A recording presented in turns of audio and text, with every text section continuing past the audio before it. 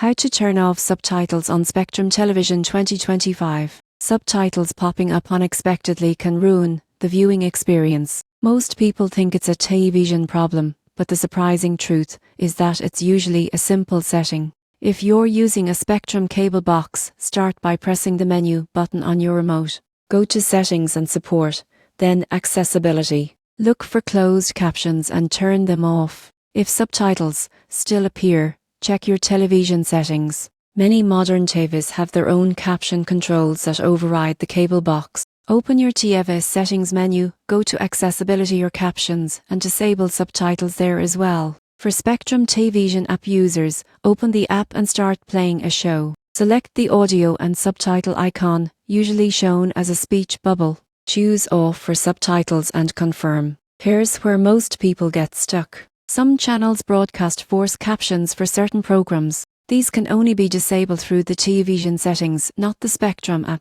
Restarting the cable box or app can also help apply the changes properly. The surprising truth is that subtitles often turn on automatically after updates or accidental remote presses. Once you know where to look, fixing it takes less than a minute. Now you can enjoy your shows without distractions. Subscribe for more Spectrum tips that make TV simple again.